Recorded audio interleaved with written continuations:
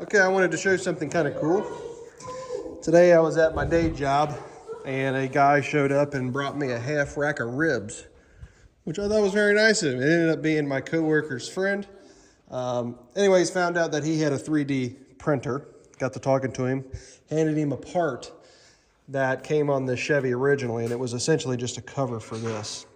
And he said, let me take it home with me, because the part was kind of ruined. He said, let me take it home with me and I'll see if I can mimic it on the 3D printer.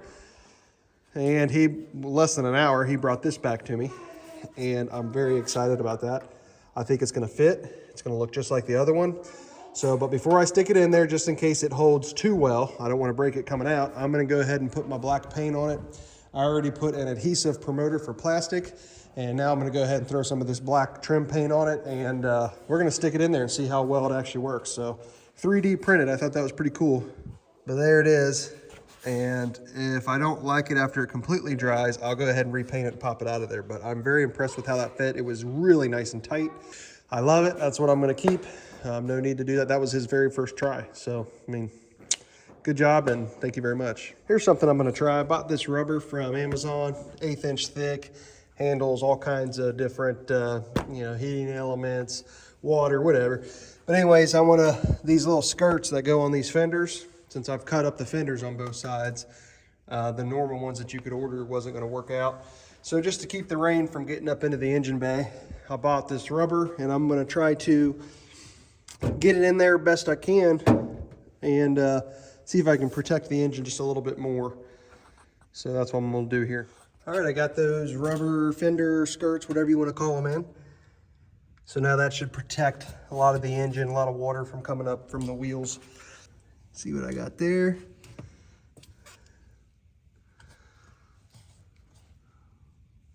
I just use those plastic clippies. You can buy an assortment of them from Harbor Freight or Amazon or wherever. So, better than nothing. So if you've been actually following along with this series of this truck build, you're gonna remember that I pulled this part off of the old truck and I thought about rebuilding it or reusing this. I'm gonna reuse it, but I will have to cut part of it down so I can actually shorten the entire frame of the truck up to be able to hinge this bed for a dump.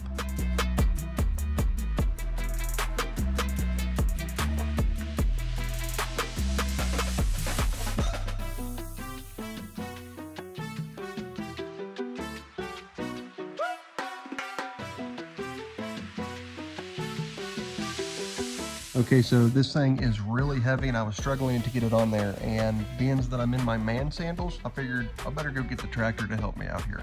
So I got the tractor and it was still a super tight fit, but I finally got it in there and it looks good.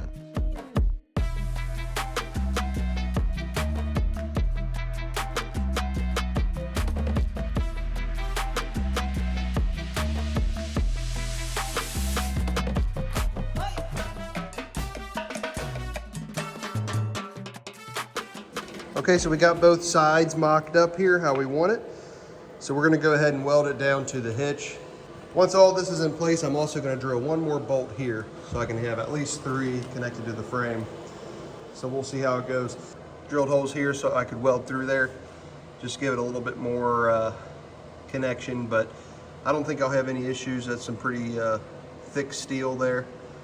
So get all this cleaned up once we get it going here. So I'm just going to turn on a time lapse, get this welding done, and move on to drilling some holes here.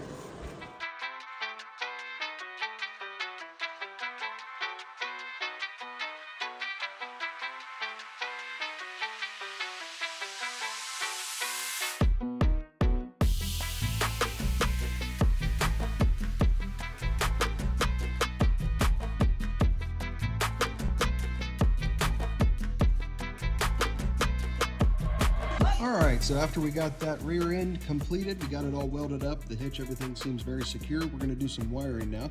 So I'm actually running all of the wiring that is gonna be required to haul a trailer, even a trailer with brakes, and also this is gonna be for the back lights, the turn signals, the reverse lights, and the brake lights.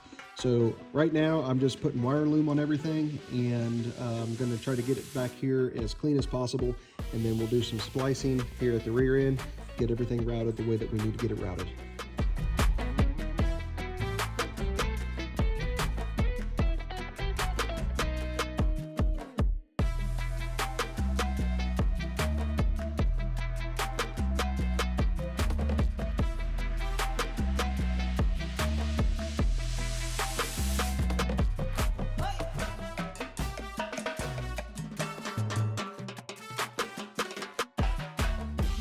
This is the original flatbed that came on the truck. This is 12 foot long, and I want to try to reuse it. So we are turning this truck into a dump, so I need to add some steel to give this some more rigidity, and I obviously wanted to replace the wood on it. I used the tractor to set it up on some sawhorses, that way it could lift it up for me to do some work, and I'm just using a saw to cut all the wood out because all the bolts, when I was trying to unscrew them, were just breaking right off. So as I was cutting into everything and exposing the steel, I realized we have a little bit of an issue. Okay, so as you've seen, we just started tearing apart this frame. And you can see there's a lot of rust damage, quite a bit. It's almost like the framing's not even salvageable. So I can redo the framing pretty easily. I'm worried about this outside edge though. And that's kind of what I'm going around looking at now to make sure it's salvageable. This is the kind of stuff I don't like seeing, is right here. That's where that wood's been sitting up against, holding all that moisture over the years, just rusted out. I like the wood look, and I think it'll go good with the square body look, so I'm gonna go back with wood. But we need to rebuild the framing, especially because this is gonna be a dump bed, this C channel. It's not gonna be stout enough anyway, in my opinion. So I'm going to go through this outside frame real well, see if I can just rebuild the innards, and I don't think it'll be too expensive. Well, we'll take it from there, I guess. Okay, it's the next day, and I started taking the steel out of the center of this flatbed because I'm going to replace it all. And man, this thing is really floppy without some of that steel in there. The outside framing, I think I'm going to be able to reuse it, so we'll have to do some patching here and there. But now I'm going to do some sandblasting and see if I can get this cleaned up the best that I can. For those who are wondering, I do have a 17 CFM air compressor, and this is the Viver sandblaster, and it works fairly decently. It's obviously not a commercial grade, so it does take some time, but it's doing this project just fine, no problem. I'm not taking it all the way completely down to bare steel. I'm just cleaning up that big rust, that nasty stuff that's real flaky and you can't even paint on. So everything's looking pretty good.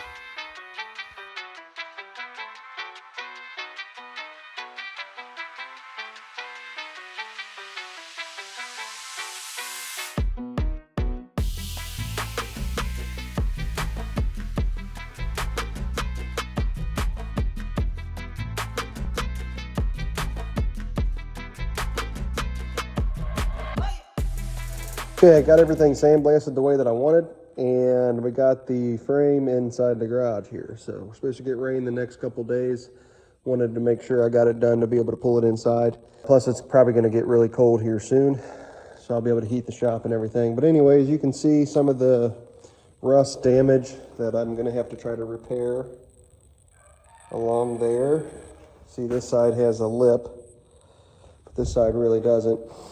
Now, most of the structural strength is going to come from the framing that I bought, and this is just going to act as the outside, kind of holding everything together. So I'm not too terribly worried about the rust, but I am going to go through and try to repair what I can.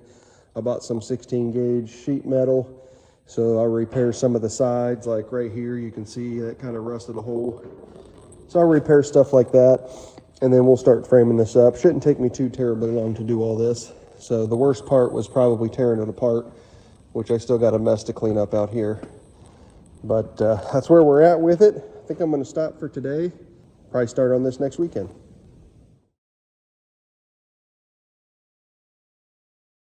Okay, we're just putting in the pieces now. Basically, before I do that, I'm just going to lay out 2 foot on center here. This is a 12-foot bed, and I'll adjust accordingly then. But I'm just going to get one laid out here in the middle, see how much this is bowed in. Okay. Now I went over here and welded these 2 bottom ones in, and I did have to actually stretch this out just because you can see where this has been hit so many times, people backing into stuff. So I got it right where I want it. This is perfectly square as it sits. Good. Well, looks good so far. This is that steel that we bought from Boone Steel.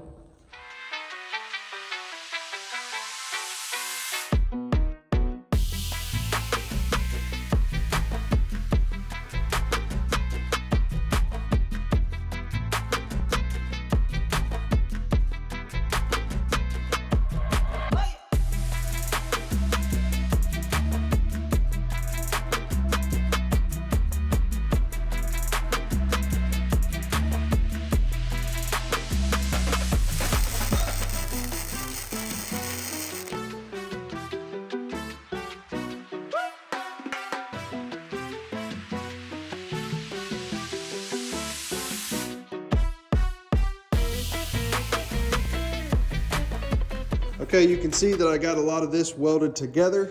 I'm gonna clean it up. I still gotta put some angle iron in the sides here, which I'm using some pieces of bed framing that I found. Got these cut, and this is gonna be where the bed rests on the frame here. I got the hinges in the mail, and I really had to do some fabbing up over here. I don't know if I like it just yet, but we're gonna see if this is gonna work. But essentially, it's gonna hinge like that. And then basically the tube metal is gonna come into that, and I'm gonna have to weld it. I don't know if I like it just yet, but I just feel like that's gonna be a lot of weight back here, but I don't know. It sits so far back with having a 12-foot bed. It's gonna be challenging to get this to work right and for me to feel confident about it. So might just do it, and you know, if something happens, I'll come back and fix it later. So that's where I got so far. Work on it a little bit tomorrow. Courtney's coming home with some dinner, so I'm gonna take a break and go back to the house. We fortunately had a dry day, so we decided to grab a log, throw it up on the sawmill, and we started cutting it up. This is red oak, and we are using this for the decking for the flatbed.